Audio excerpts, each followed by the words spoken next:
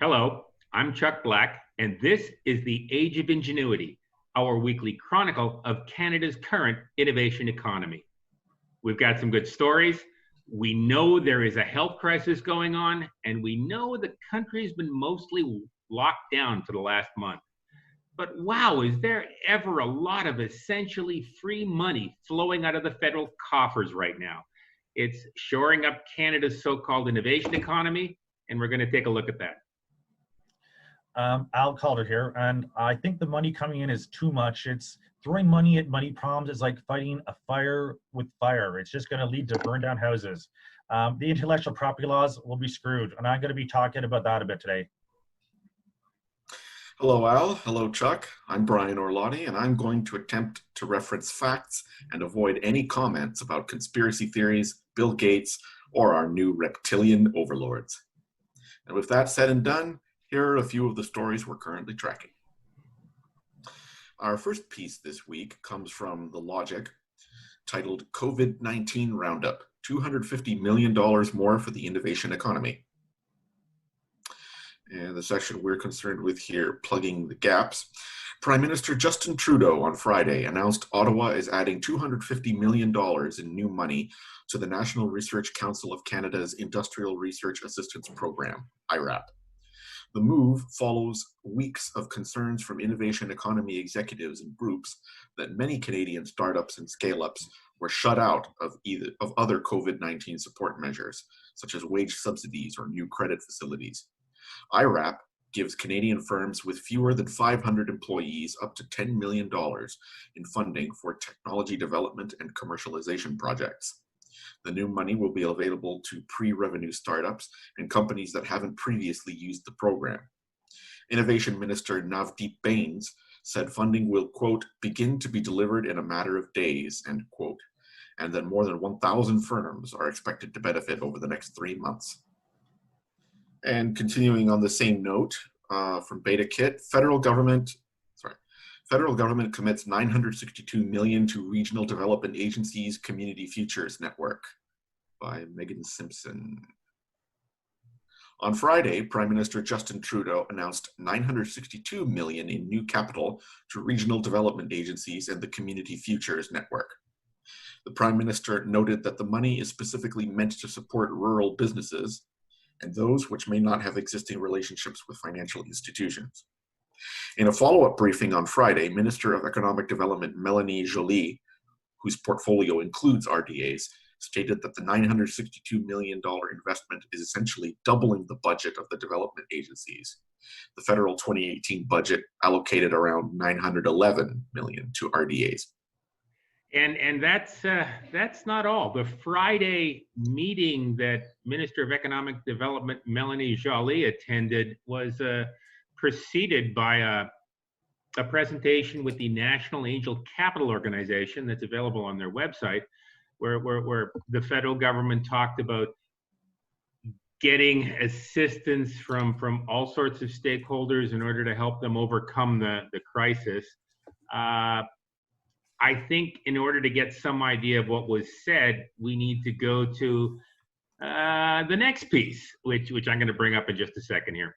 Now, according to the April 17th, 2020 BetaKit post, Mars Youngwoo is the senior person at the Mars Development District in downtown Toronto. And according to Youngwoo, we have days, not weeks, and months to preserve the innovation sector. And he's saying that the best way to preserve the innovation sector is to, throw money at it. And the article reads, during a virtual roundtable session hosted by the National Angel Capital Association on Thursday, Mars CEO Youngwoo spoke about the need for the government to implement measures that will support early stage Canadian tech companies. And to summarize some of the things he talked about, his big point is that the innovative companies don't necessarily need a bailout, but they need to buy time. And the best way to buy them time is a bailout. And the idea is that pre-revenue companies are currently being left behind under the current rules and regulations. And the bailout is required to give them cash flow, to preserve their intellectual property as included in all their employees. And if these innovative companies aren't careful, their employees are going to go someplace else, someplace where it's safe, somewhere they can get a revenue, because these guys aren't dumb.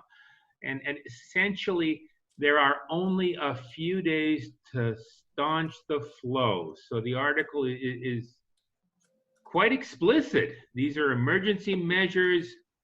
Where the government has fallen short is in operationalizing the emergency measures so it gets to the people who are not the present of Canada's economy, but people who are the future. So what do you guys think about that? What do you want to bet that in days they won't shut down innovation in Canada? We don't have days. This has been going on at the Mars Society for years doing nothing. Well, I wouldn't argue that the Mars Society is doing nothing, but I would argue that the Mars Development District is kind of almost like a university. It Sanfordizes, it makes everybody think approximately the same way, and it builds a variety of innovation companies that are all created to the same template. I don't know if you can argue that everything created to the same template means that it's an innovative company. But it is what it is. Hey Chuck, you've been in meetings like that as well with me, even there, right? Yes. Did you smell innovation there at all? Was there anything you were like, oh my God, how have we gone so far without this then? Or did you think, I think I heard about that when I was in grade 4?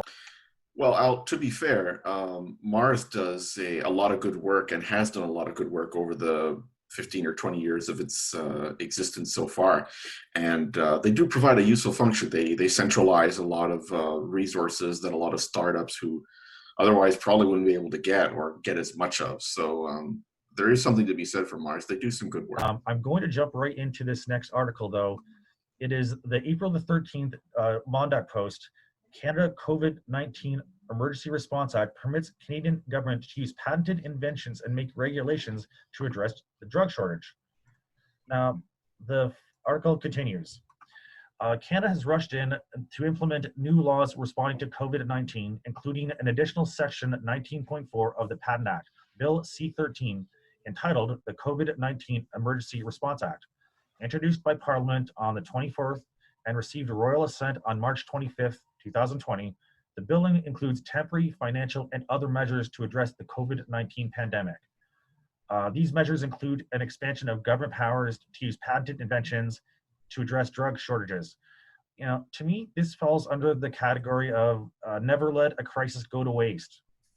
This is just a power grab the way it looks as well.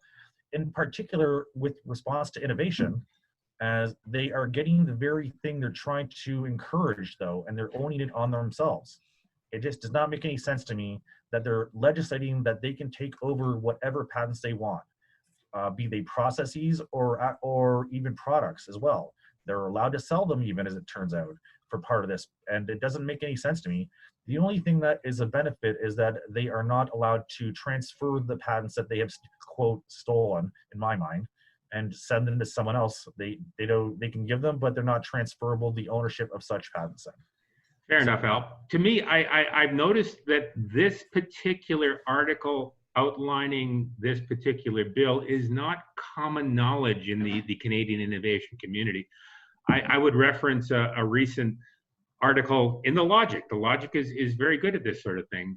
But the article was on Friday, and it explicitly said that the Canadian patent laws generally don't do a very good job in protecting Canadian patents from large foreign multinational companies and from things like that. My reading of this is this allows specifically Canadian government to use Canadian solutions, at least during this particular pandemic. And I think for the short term, there might be some advantages here.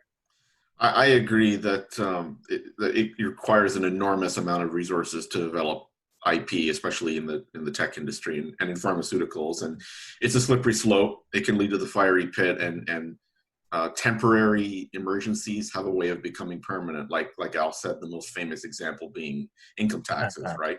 Paying for somebody else's war.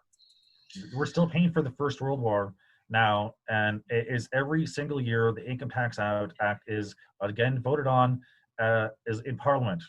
Every single year, it's a temporary act. It's been going on for over 100 years. Like, why is no one? Let's look up the word temporary, maybe define that a bit more closely than in Parliament. Although what can be said is if income taxes were a temporary act that weren't temporary, at least some good came of them with, the funding of the healthcare system and road maintenance and construction projects and bailouts for tech companies. Yeah, exactly. And I agree. I do agree. I'm not even debating the good that could come out of it, but the fact of them doing it seems contrary to what they're on paper suggesting they're trying to do is innovate and have Canadian companies succeed with creating new patents, etc. And then they just take them when they're needed. It's a disincentive to innovation. Yeah. I do absolutely agree that I love the name of the law firm that commissioned this specific article. Smart and Bigger is a great name for a law firm. They're smarter and they're bigger. I mean, the marketing writes itself. And our final piece for today comes from the Toronto Star, titled Ontario Building Massive Health Database to Aid COVID-19 Response by Ted Fraser. The Ontario government's effort to fight COVID-19 includes a plan to bring artificial intelligence innovators together with health researchers to study a vast new pool of public health information. That information will include anonymized data from OHIP billings, prescription drug claims, hospital discharges, ER visits, and claims for home care and long-term care, which will be gathered in a secure platform, quote unquote, according to a Ministry of Health statement released Sunday. The statement was issued after the Star posed questions about a confidential government document it obtained outlining plans for the new data platform known as Pandemic Threat Response, PANTHR. According to the document, the platform could eventually grow to incorporate data from other sources outside the public health system, such as location data from Ontarians' mobile phones, vehicles, and smart devices. However, the document notes that no Canadian province is currently using such data to combat the spread of COVID-19 and says it is a, quote, ongoing policy discussion for the province, which is weighing the potential benefits and privacy concerns. This doesn't sound at all like one of the plans that Bill Gates proposed a couple of years back to control and track everybody on their cell phones. Indeed. And we've seen in other countries, countries using cell phone positional data and to track people and monitor the spread of the pandemic. And in Italy, we've heard many things about the drones screaming at people who are wandering out of their homes and their neighborhoods to get the bleep back inside. Not that I'm terribly opposed to this. My perception is that there's absolutely nothing wrong with tracking the virus and getting some idea of who now has a natural immunity and the path the virus should go on. I'm just a little concerned that the Toronto Star had to bring this up and it wasn't, the government wasn't terribly forthcoming with it. Or the privacy commissioner, you mean, maybe? Yes. That makes no sense. Like, my concern about this is the privacy of it. They're not tracking the virus, they're tracking people. The virus doesn't have cell phones. It's another slippery slope that can lead to the fiery pit if it's not kept on top of. And those are the stories we're covering this week. As always, the articles we've referenced are listed in the show notes below. Keep in touch with us on Twitter, Facebook, LinkedIn, Minds, and Gab. If you'd like to promote your event or your activity, or if you think you have insight into Canada's current innovation economy, send me an email. I'm at chuck.black@protonmail.com. Yeah, we're currently on YouTube, BitChute, Vimeo, and hopefully other platforms soon. If you want to support our programs, we're on Patreon. If you want to sponsor us, send an email to Chuck. Once again, his email is listed on the screen. And that's all for this week. We'll be back next week with more stories covering our current age of ingenuity.